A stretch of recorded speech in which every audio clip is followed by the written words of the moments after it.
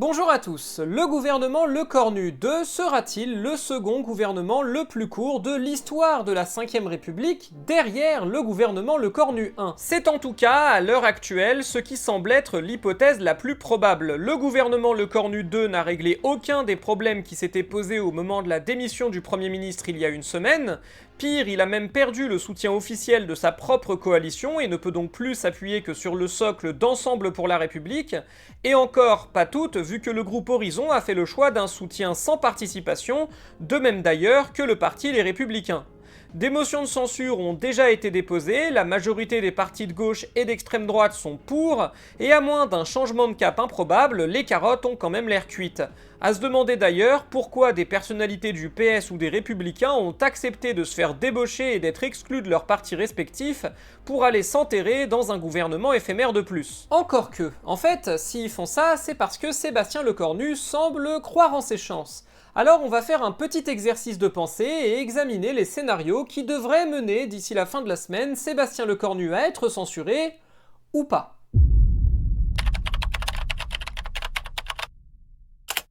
Donc, voici l'Assemblée nationale actuelle. On pourrait la segmenter en plusieurs groupes, mais le plus honnête, c'est de la diviser en blocs. Alors, je parle pas ici des blocs traditionnels, mais bien des blocs cohérents idéologiquement et en termes de position. Aujourd'hui, on a donc le bloc Nouveau Front Populaire, qui va de la France Insoumise aux écologistes, le bloc Ensemble pour la République, qui va du Modem à Horizon, et enfin le bloc Rassemblement National, qui compte l'ERN et l'UDR d'Éric Ciotti. Et entre ces blocs-là, il y a ce qu'on pourrait appeler le fourre-tout des non-alignés, des partis qui peuvent faire preuve de bienveillance vis-à-vis du gouvernement, voire y participer, mais avec lesquels on n'est jamais sûr de rien. Le gouvernement actuel est articulé autour de la coalition Ensemble pour la République, donc un socle d'environ 160 députés, et il compte exclusivement sur le fourre-tout non aligné pour obtenir la censure.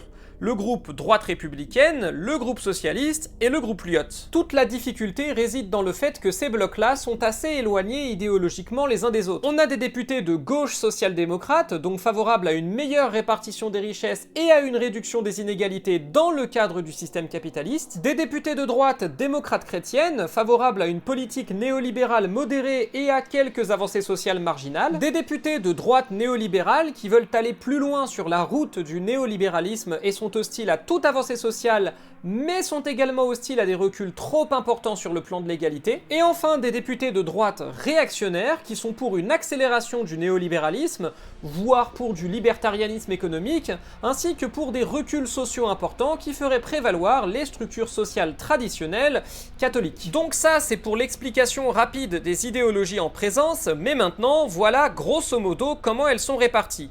Le Parti Socialiste est divisé entre une aile de gauche social-démocrate et une aile de droite idéologiquement proche de la démocratie chrétienne. Le groupe Lyot est principalement composé de députés de droite démocrate chrétienne et néolibérale.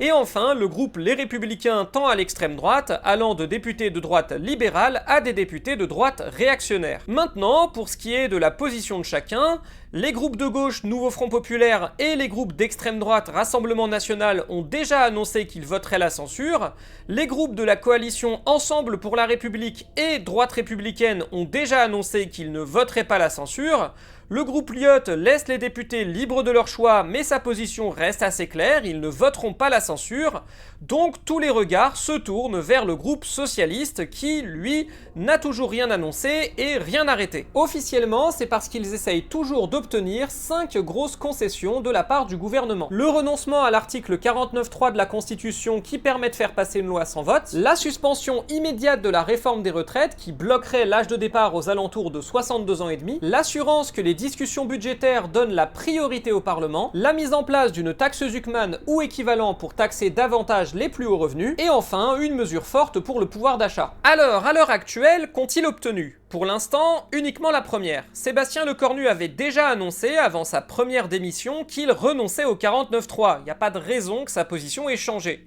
Sur la troisième concession, il est resté plutôt flou, mais a quand même dit qu'il laisserait le Parlement faire le budget, ce qui peut vouloir dire tout et n'importe quoi, parce qu'il n'y a pas que le 49.3 qui permet de se passer du Parlement.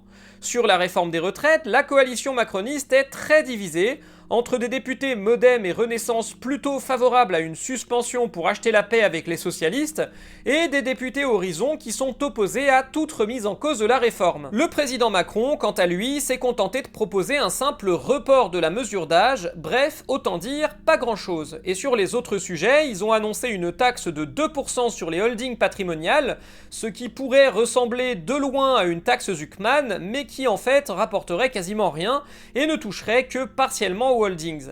Et ils ont annoncé un gel des pensions de retraite et des prestations sociales, donc a priori tout le contraire de ce que demande le Parti Socialiste. Bref, dans l'état actuel des choses, à moins que Sébastien Lecornu annonce souscrire à toutes les revendications des socialistes dans son discours de politique générale, la censure est certaine. Et dans ce contexte, même si la probabilité n'est pas de 100%, Emmanuel Macron a annoncé de manière quasi officielle qu'il dissoudrait l'Assemblée nationale et provoquerait donc de nouvelles élections législatives anticipées.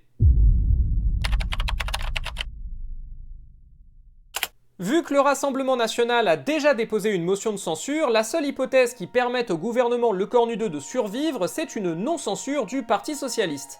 Alors, est-ce que ça pourrait arriver? A priori, si Ensemble pour la République cède à toutes les revendications du Parti Socialiste, donc rappel, suspension immédiate de la réforme des retraites, priorité au Parlement, taxe Zuckman ou équivalent, et une mesure pour le pouvoir d'achat, le PS censure pas. Mais comme on l'a vu plus haut, il n'en prend pas le chemin. Après, si le PS obtient la suspension de la réforme des retraites et le renoncement au 49.3, qui sont ses revendications les plus claires, il pourrait être tenté de ne pas censurer, même sans obtenir gain de cause sur le reste. D'ailleurs, si le PS n'a toujours pas arrêté son choix, c'est précisément parce que certains députés du groupe socialiste, notamment les députés Place Publique Sacha Houlié et Arnaud Rousseau, mais aussi l'ancien président François Hollande, sont tout à fait ok pour une non-censure, même sans obtenir de concessions importantes, juste au nom de la stabilité. Toutefois, il y a deux éléments qui s'opposent à cette hypothèse. La première, elle est toute simple, les macronistes mentent. Tout le temps. Pour rappel, quand François Bayrou a échappé à la censure en début d'année, c'était surtout grâce à deux promesses. Celle d'organiser un conclave pour renégocier la réforme des retraites, qui serait suivi d'un vote peu importe si le conclave aboutissait ou non à un accord, et celle d'organiser une réforme du mode de scrutin pour passer à la proportionnelle. C'est ces deux promesses, adjointes de quelques micro-rabotages sur le budget, qui ont fait que le RN et le PS n'ont pas censuré. Et Bayrou a-t-il tenu ses promesses? Eh bah non, aucune des deux. La proportionnelle a été systématiquement repoussée, reportée à l'année prochaine, et lorsque le conclave s'est terminé sans accord, Bayrou est revenu sur sa parole et a refusé de présenter le moindre texte sur les retraites au Parlement. Et ça, normalement, les socialistes s'en souviennent. Les macronistes peuvent leur promettre monts et merveilles, ils annuleront toutes leurs concessions à la seconde où ils ne se sentiront plus menacés. Et le deuxième élément à prendre en compte, c'est le contexte. Quand le Parti Socialiste n'a pas censuré Bayrou en début d'année, c'était parce que le temps pressait, l'absence de budget défini commençait à peser sur les collectivités, les associations, bref, tous ceux qui dépendent des subventions de l'État. Et le PS étant le parti de gauche le plus implanté localement, il a craqué. Olivier Faure et Boris Vallaud étaient pour la censure, mais ils ont été mis en minorité par leurs députés. Et en vrai, le plus probable, c'est ça. Il n'est pas impossible que les députés PS qui flippent de perdre leur siège en cas de dissolution de l'Assemblée nationale ne mettent Faure et Vallaud en minorité au sein de leur groupe en s'opposant à la censure, comme ça s'est produit début 2025. Cela dit, il y aurait une pirouette habile du côté d'Olivier Faure, ça pourrait être de laisser les députés socialistes libres de leur vote, sans arrêter de position officielle. Comme il suffit qu'un gros tiers des socialistes votent la censure pour qu'elle passe, ça pourrait suffire, mais c'est pas encore sûr. C'est la fin de cette vidéo et j'espère qu'elle vous aura plu et vous aura permis d'y voir plus clair dans les différentes hypothèses. Si c'est le cas, vous pouvez toujours faire un don, les liens sont dans la description et c'est ce qui permet à la chaîne de survivre. À la prochaine!